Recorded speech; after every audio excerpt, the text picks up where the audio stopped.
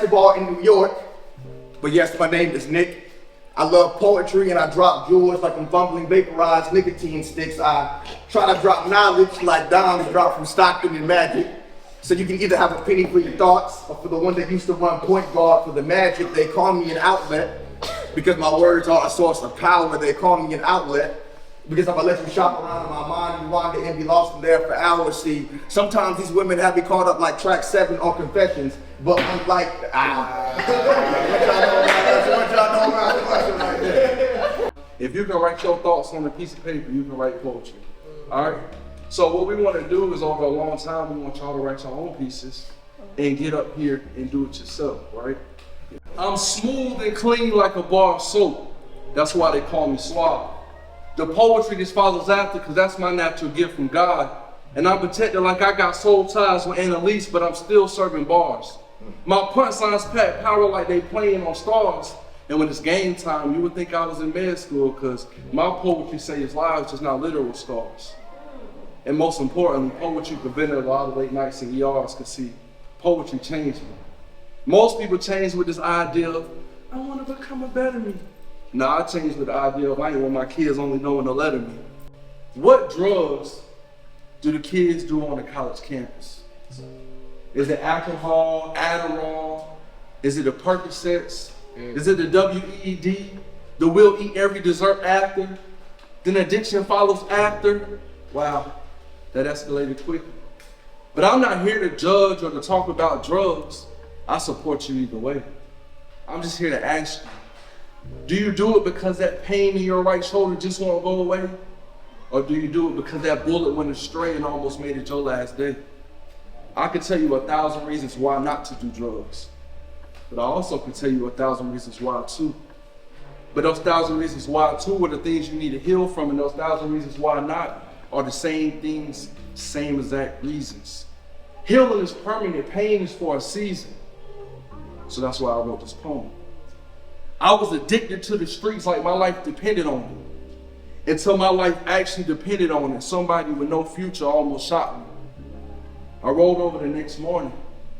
I was glad I was still here. And I was like, yo, this life is not. I was calling on God ASAP. Life was getting a little rocky. I was fighting for my life, walking on thin ice.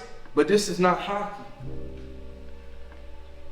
I made $1,000 a day for robbery. But then I realized I made more than 40 minutes from poetry. How much money I could make from it really shocked me. Now I'm writing and spitting bars instead of spitting behind them. Because I'm letting you know I've been in that seat. And the same people who influence you gonna be the same ones when you call them. You can't find them when that time comes. But I guess I must have watched too many episodes of Looney Tunes with Porky Pig. Because as a kid, I somehow developed a speech impediment that made me talk just like him. I know it's bad. I tried to hide my stuttering, but for obvious reasons, it was my worst kept secret.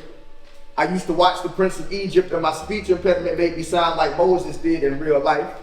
I would try to part my lips like the Red Sea, but no one could see or understand what I was trying to say. I stuttered so bad it sounded like God had left me out to freeze in the wilderness for 40 nights and 40 days. And even when the sun's rays were hitting me, fear had frozen my tongue, and anxiety had inhibited my ability to speak when I would seek to find the words to express myself. Not being able to properly form sentences had me feeling helpless, like I couldn't dress myself. Wishing the kids at school could empathize with the stress I felt, but I couldn't convey messages with any clarity. Y'all, I stuttered so bad, it had my teachers telling my mama to send me to speech therapy, until one day, the stuttering just stopped. And there was no gradual decrease, because when it ended, it was abrupt. And once I finally stopped stuttering, I became impossible to shut up, because from a very early age, I learned the power that came from using my voice. Because back in the day, I wasn't the best to verbally engage with, and you couldn't have paid me to talk. Now I'm blessed to be booking engagements, and people are paying me to talk. This proved to me that God will escort you through anything if you just have the faith to walk. Poetry has led me to places that I never, would have imagined.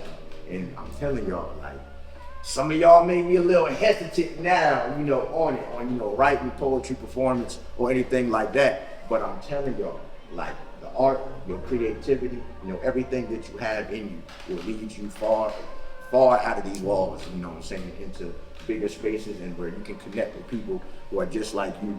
I know y'all know me as Suave the Poet, but Andre is my real name. I know sometimes I don't know it as well. Suave the Poet is a mind, he's perfect. Andre is hiding behind the smoke from the flames of his burning inside. It's eternal hell, so I ask myself, what's the hardest pill to swallow? When you're chasing your dreams and the people you should love the most, choose not to follow, and yes, I'm talking about all the people that I know. The 5-year-old me, the 7-year-old me, the 11-year-old me. I left them all alone. No option to come alone. I buried them around 13, 14, same time I buried my aunt. Same time as the separation of my pops and my moms. Then life became a chess match, and for me, I was the pawn. Now I use women the same way my mom used to use me. I can't sit and say I didn't used to abuse them the way they abused me. Trying to minimize it like, I never hit you, I only choked you. I'll make sure to raise my kids and let them know that ain't no love. I constantly stayed in grown folks' business. I got in trouble in preschool for kissing girls, fighting a little bit, and even tried to knock out my dentist. And my mama was trying to raise 2 boys by herself, and with me acting like the seed of Chucky, she knew she needed some outside help. So in stepped one of her older male friends to play the role of the disciplinarian. And he was about 6'3" or 6'4" and had so much bass in his voice that an earthquake would take place in my chest and shake me to my core. Plus, he was one of those battle-hardened military men, and his presence was difficult to ignore. So this meant talking back was forbidden.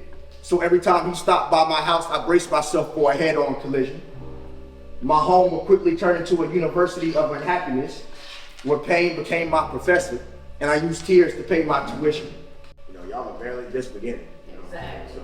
So y'all got a lot of life to live. Y'all got a lot of things to do. Y'all got a lot of people that y'all gonna change and, you know, influence. Influence in, you know, a positive way. You know what I'm saying? But like y'all got it. Y'all truly got it. But that's my poem. You know what I'm saying? I'm praying for me. I'm praying for peace. No more us. Just me in this next chapter. What if I don't know how to write this next chapter? This chapter is titled Alone, By Myself, Mental Health. It's got a lot of different names, but they all mean the same. It means in this chapter, it's time to heal the open wounds that I keep going to the liquor store to buy bandages for. And Lord, it can be costly. Trying to hide wounds that need repair because you're scared. And eventually, even the people that love you will judge you because of how you look with all these scars. That's the scary part. You yourself have to learn how to operate, how to stitch back the pieces missing out of your skin because it's been so many knives dug in, and you begin to become numb without Novocaine. And the rule of thumb is, all black men have to feel this way. They'll prescribe a black man every drug besides human love. And if healing was in relation to height, a black man can start out at 2'3" and grow to be 5'4" and still wouldn't be the door because they ain't 6 foot. And usually the only time they make it to 6 feet is when it's under. And it makes me wonder, is it hard for people to love a black man? Is it hard to handle his constant night terrors because he's scared of them to walk outside? Because a man that looks just like him could take his life. A man dressed in all white could take his life. Supposed to be protected by the men in blue, guess what they do? Take his life. And it doesn't help that he's born with a target on his back because his sole purpose is to protect everybody but himself. And then when it's detrimental to his mental health, guess what happens? Someone in a lab coat takes his life. And when he's trying to overcome it all, guess what he gets told? Everything he isn't doing right. I guess it's hard to love a black man. You wake up every day trying to do better and better and better until you can't even recognize the letters in your name because you've been rearranged to spell something that you're not. You'll look up and it'll be like, J, because you were trying to be a good neighbor to the white man. And your boy or your problems trying to be better to your white man, but when you do this, your existence may remain, but alive, you eternally die, man. Because ain't no love in this world for a black man. I just pray I learn how to show that love to myself. Been chasing money when mental health is the true wealth. It's time to look in the mirror and figure out how to love yourself, black man.